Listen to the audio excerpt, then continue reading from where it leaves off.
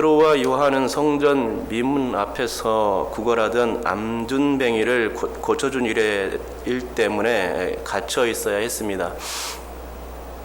유대인의 규정상 밤에 재판할 수 없었기에 밤새 이들은 감방 신세를 져야 했는데 이튿날이 되자 곧 재판이 열렸습니다. 재판 자리에는 종교계의 지체 높으신 어르신들이 대거 참여해 있었습니다. 곧 대제사장직에서 물러났던 그러나 여전히 실권을 쥐고 있었던 안나스와 그의 사위자 현 대제사장인 가야바가 참석했고 요한과 알렉산더 및 대제사장의 문중이 다 참여해 있었습니다. 거기에 관리들과 장로들이 참여했는데 이들은 유대의 사법기관인 사네드린에 소속된 약 70여 명의 어른들로 보입니다. 요즘으로 따지자면 총회를 주관하는 어르신들이 모두 다 한자리에 참석했던 것입니다. 권위 있고 지체 높으신 분들이 다 모인 그 자리는 참으로 어려운 자리가 아닐 수 없었습니다. 베드로와 요한은 사법 집행의 당사자였기 때문에 부담감은 더욱더 컸습니다. 재판을 할 때에는 보통 피고들을 가운데 세워놓고 하기 마련이었는데 그날 상황도 마찬가지였습니다. 7절에 보면 사도들을 가운데 세우고 라고 기록하는 것을 볼 수 있는데 종교계의 어르신들은 베드로와 요한을 중심으로 빙 둘러서 있었던 것입니다. 그러면서 사법 집행을 했던 것이죠. 그러다 보니 분위기가 참으로 위압적이지 않을 수가 없었습니다. 어디에 시선을 둬야 할지도 난감했습니다. 이때 어디선가 소리가 들렸지요. 무슨 권세, 너희가 무슨 권세와 누구의 이름으로 이 일을 행하였느냐? 라는 소리가 들렸습니다. 여러분, 요즘 시리아에서 기독교인들이 순환을 당하고 있다고 합니다. IS의 이슬람 교도들이 기독교인들을 데려다가 처형하는 것입니다. 그들은 만약 예수 믿는 것을 포기하고 이슬람교로 개종하지 않으면 죽이겠다고 말한답니다. 참으로 위협적이지 않을 수가 없습니다. 그러나 예수를 부인한 사람들은 없다는 것이죠. 심지어 아버지와 아들을 한데 잡아놓고 아들을 죽인다고 울러대며 아버지를 협박해도 신앙을 부인하지 않는다고 합니다. 결국은 어떻게 되느냐? 아들을 아버지가 보는 앞에서 살해합니다. 비인간적이고도 야만적인 일들이 지금 현재에도 여전히 자행되고 있는 것입니다. 이것은 과거 몇백 년 전, 몇천 년 전의 역사 이야기가 아니고 실제로 지금도 벌어지고 있는 일이죠. 지금 저 북한을 비롯해서 지구촌 곳곳에서 지금 일어나는 현상입니다. 우리는 이렇게 편하게 신앙생활을 하지만 조금만 눈을 해외로 돌리게 되면 목숨을 걸고 신앙생활을 하는 사람들을 아주 많이 볼 수 있다는 얘기입니다. 하지만 그런다고 해서 기독교가 위축되겠습니까? 많은 보도와 정보에 의하면 시리아의 기독교인들을 박해하면 박해할수록 기독교인의 수가 오히려 증가하는 것을 볼 수 있다고 합니다. 약 1400여 년의 그런 역사보다도 더 많은 기록적인 숫자의 무슬림들이 지난 10년간 그리스도께 나오고 있다는 것입니다. 할렐루야 아멘이죠. 핍박하면 할수록 기독교가 번성하는 것은 기독교가 죽은 종교가 아님을 증명하고 살아있는 종교임을 증명하는 것입니다. 기독교가 생명의 종교임을 만천하에 공표하는 일인 것입니다. 그러고 보면 하나님의 역사는 참으로 묘할 뿐입니다. 한 알의 밀이 땅에 떨어져 죽지 아니하면 한 알 그대로 있고 죽으면 많은 열매를 맺느니라 라는 요한복음 12장 24절의 그 말씀인데 정말 이 주님의 말씀과 같이 되고 있는 것입니다. 기독교인들이 죽어지는 순교의 현장에서 생명의 기운이 이처럼 왕성한 것은 기독교인들이 핍박당하는 곳에 주님이 함께 하시기 때문인 줄 믿습니다. 제가 잠시 목숨을 건 시리아 기독교인들에 대해서 말씀드렸는데 베드로와 요한도 마찬가지였습니다. 예전 같았으면 벌써 그들은 불행량이었을 텐데 그들은 그럴 필요성을 지금 느끼지도 못하고 있는 것입니다. 오히려 담대했습니다. 아무리 권세 있는 사람들이 둘러싸고 힐난한다 해도 그들에 대해서 전혀 무서울 게 없었습니다. 자신들을 둘러싸고 위협하며 무섭게 위협해도 소용없었습니다. 고압적인 말로써 을러대도 겁먹을 게 하나 없었습니다. 왜냐하면 사도들 안에는 이미 예수 이름의 권세가 그들 안에 있었기 때문입니다. 본문을 빌리자면 그것은 그 예수 이름의 권세는 머릿돌의 권세였습니다. 가만히 보면 사도들을 힐난한 그 종교계의 어른들은 베드로와 요한에게 안전뱅이를 고친 것에 대해서는 전혀 말하지 않고 있습니다. 그 대신에 무슨 권세와 누구의 이름을 가지고 이 일을 했느냐고 권능의 출처를 따져 물을 뿐이었습니다. 하지만 이런 질문들은 베드로에겐 참으로 우습기 짝이 없는 그런 질문이었습니다. 저들은 왜 하나님이 죽은 자 가운데서 살리신 예수를 그토록 인정하지 않는 것일까? 저들은 왜 나사렛 출신의 그 비천한 예수만을 기억하고 있는 것인가? 저들은 왜 예수님이 건축자들이 버린 돌로서 짐 모퉁이의 머릿돌 대신 그리스도임을 알아보지 못하는 것일까? 저들은 왜 천하 사람 중에 구원을 받을 만한 단 하나의 이름 예수 그리스도에 대해서 믿지 못하고 있을까?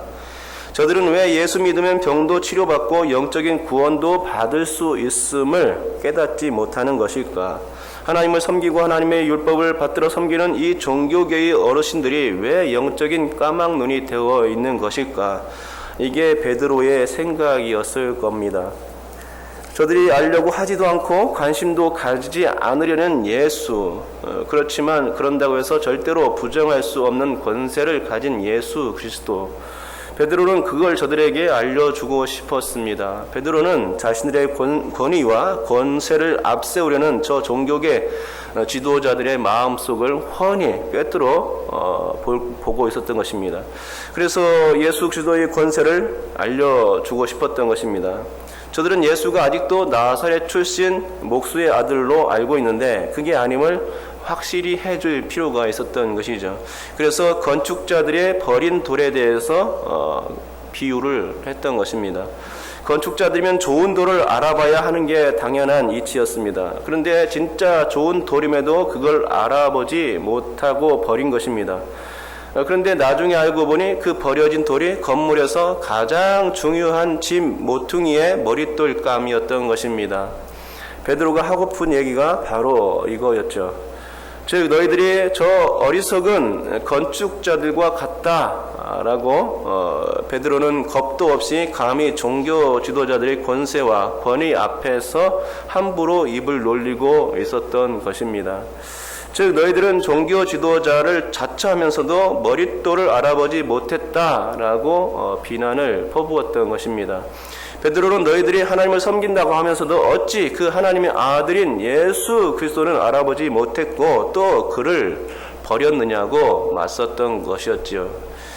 그러면서 담대히 예수님을 전했습니다. 이런 담대함이 베드로에게서 나올 수 있었던 것은 한마디로 예수님의 권세가 자신 앞에 서 있는 저들의 권세보다 훨씬 큰 것임을 알고 있었기 때문입니다. 그래서 예수의 이름의 권세에 힘입어서 베드로는 아주 당당했던 것이고 그러기에 담대히 예수님을 알릴 수 있었던 것이고 그분의 권세에 대해서 선포할 수 있었던 것입니다. 사실 베드로는 예수께서 권세 있는 분이심을 들은 적이 있었습니다. 마태복음 21장 42절, 마가복음 12장 10절, 누가복음 20장 17절에서 각각 기록되어 있는데 예수께서 자신을 모퉁이의 머릿돌로서 비유해 주셨을 때의 일입니다. 예수님은 시편 118편 22절과 23절의 말씀을 인용해서 당신이 모퉁이의 머릿돌이 되심을 알려주셨습니다. 그 내용은 건축자가 버린 돌이 짐 모퉁이의 머릿돌이 되었나니 이는 여호와께서 행하신 것이요 우리의 눈에 기이한 바로다 라는 말씀이었습니다. 제자들은 시편의 내용 중에 이 말씀이 있음을 보긴 했을 것입니다. 주님께서 가르쳐 줬으니 더욱더 그 말씀이 선명했을 것입니다. 그렇지만 이 말씀의 뜻이 정확히 무엇을 말하는 것인지에 관해서는 알지를 못했습니다. 그리고 예수께서 말씀해 주실 당시만 해도 이 말씀의 진정한 의미와 그 뜻은 이해하지를 못하고 있었습니다. 왜냐하면 당신은 예수께서 건축자의 버린 돌과 같이 십자가의 순환을 겪기 전이었기 때문입니다. 하지만 주님의 십자가의 그 죽으심과 부활 직후에는 주님께서 왜 모퉁이의 머릿돌 이 비유를 해 주셨는지 깨닫게 된 것입니다. 그리고 이런 깨달음에 의해서 베드로는 이 말을 자신의 전용 멘트로 사용할 수 있었습니다. 신약 기록에 보면은 모퉁이의 머릿돌 비유는 단 2군데 뿐입니다. 오늘 본문과 베드로전서 2장 7절에만 나오는데 이게 다 베드로의 이야기라는 것이죠. 베드로는 예수님께 이 모퉁이의 머릿돌 이야기를 듣고 나서 자신의 전용 멘트로 사용하고 있는 것입니다. 예수님은 모퉁이의 머릿돌이다라고 말했던 것입니다. 이처럼 버려진 돌이 집에 모퉁이의 머릿돌이 되었다는 것은 원래 그 돌이 귀하고 가치 있는 돌이었다는 이야기인 것입니다. 그러니까 예수께서 십자가상에서 사람들의 임의대로 버려졌지만 예수님은 원래 그렇게 함부로 버려질 대상이 절대로 아니었음을 말하고 있는 것입니다. 예수님은 원래 하나님의 아들이었던 것이죠. 그러기에 예수님은 당연히 지금 사도들을 심판하고자 둘러싸고 있는 저 종교계의 모든 거물급 지도자들보다 더 위대한 분이실 수밖에 없는 것이었습니다. 그렇다면 이렇듯 권세 있는 예수님을 믿는 베드로가 그들 앞에서 떨 이유는 전혀 없었던 것입니다. 더군다나 예수님의 권세로 말할 것 같으면 세상에 구원을 주는 단 하나의 이름의 권세라는 것입니다. 예수의 이름의 권세, 그 권세를 믿지 않으면 절대로 구원받을 수 없는 것입니다.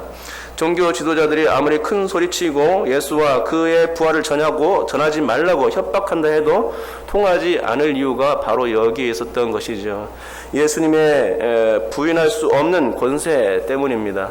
그래서 베드로는 굴복할 수가 없었습니다. 차라리 저들이 예수의 이름 앞에 그리고 그분의 권세 앞에 굴복해야 맞는 상황이었던 것입니다. 지금 베드로의 생각으로선 종교계 지도자들이 그런 행동이 전혀 이해가 되지 않았던 것입니다.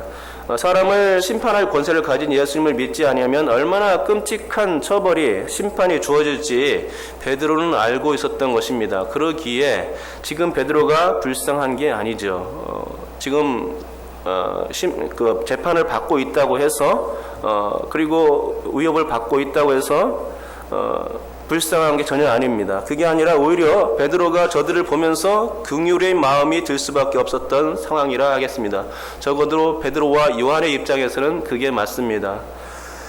여러분 우리 다 같이 한번 12절 한번 읽어보겠습니다. 12절 다 같이 읽겠습니다. 시작. 다른 이로서는 구원을 받을 수 없나니 천하 사람 중에 구원을 받을 만한 다른 이름을 우리에게 주신 일이 없음이라 하였더라. 아멘입니다. 이게 예수 이름의 권세입니다. 하나님의 집 모퉁이의 머릿돌의 권세입니다. 이런 예수님의 권세를 알고 있는 우리 믿는 사람들은 그래서 두려움이 없습니다. 세상에 구원을 줄 이름이 공자도 맹자도 아니고 마호메트도 알라도 아니라는 것입니다. 그것을 우리는 알고 있다는 것이죠. 그러면 누가 구원을 주느냐? 누가 심판을 하느냐? 예수 그리스도라는 것입니다. 그래서 우리는 그런 세상 사람들을 앞에서 무릎을 꿇을 이유가 전혀 없습니다. 우리가 무릎을 꿇어야 할 대상은 오직 예수 그리스도밖에 없는 것입니다. 그분의 이름 앞에서만, 그분의 이름의 권세 앞에서만 우리는 무릎을 꿇는 것입니다. 세상에 그 어떤 사람이라도 권위 있다고 자부하는 그 어떤 사람이라도 소용없습니다. 그들 앞에서는 무릎을 꿇을 필요가 없습니다. 아무리 우리를 위협하고 핍박한다 할지라도 그들 앞에서는 우리가 무릎을 꿇을 이유가 전혀 없는 것이죠. 오직 예수 이름 앞에서만 우리가 무릎을 꿇는 것입니다. 세상이 그 누구라도 우리를 예수 그리스도의 사랑에서 끊을 수 없고 저 악랄한 IS라도 안 되는 것입니다. 우리는 절대로 그래서 신앙을 부인할 수가 없습니다. 예수 그리스도의 이름에 권세가 있기 때문이죠. 저 베드로처럼 시리아의 기독교 순교자들처럼 우리는 예수님의 이름의 권세를 오직 높이고 자랑할 뿐인 것입니다. 여러분께서도 그렇게 예수 이름의 권세를 높이고 자랑할 수 있기 바랍니다. 그것이 우리 신앙의 자부심이 될 수 있기를 바랍니다. 그렇게 되기를 주님의 이름으로 축복합니다. 기도하겠습니다. 하나님 아버지 감사합니다. 오늘도 말씀을 들었습니다. 예수 이름의 권세, 그 이름의 권세가 얼마나 큰 것인지를 다시금 깨달았습니다. 예수님을 믿으면 구원을 받고 또 심판을 면할 수 있다는 것입니다. 그러나 세상에 많은 사람들이 하나님 아버지 주님을 알지 못하고 있습니다. 또 신약 당시에 종교계 지도자들 하나님을 믿는다고 섬긴다고 하는 그들조차도 예수님을 알지 못했습니다. 하나님 아버지, 혹시 우리들 가운데서 예수님의 그 권세를 알지 못하고 있는 분들이 계십니까? 하나님 아버지, 이제는 깨닫게 하여 주시옵시고 영적 무지에서 벗어날 수 있도록 인도하여 주시옵소서. 주님, 오직 예수 이름의 권세, 그 권세가 세상의 모든 권세보다도 뛰어난 권세임을 깨닫게 도와주시옵시고, 오직 그래서 사람들이 아무리 위협하고 핍박한다 할지라도 예수 이름을 믿지 말라고, 자기네들의 종교를 믿으라고 위협하고 을러댄다 할지라도 하나님 아버지, 우리는 거기에 무릎을 꿇지 않게 도와주시옵소서. 그런 상황이 올 때에 하나님 아버지, 우리는 담대하게 예수 그리스도의 권세를, 그 이름의 권세를 외칠 수 있도록 인도하여 주시옵시고, 담대히 우리가 예수님의 사람인 것을 고백할 수 있도록 인도하여 주시옵소서. 우리의 신앙이 바로 이 예수 이름의 권세로부터 나올 수 있게 도와주시옵소서. 감사드리며 예수님의 이름으로 기도드립니다. 아멘. 우리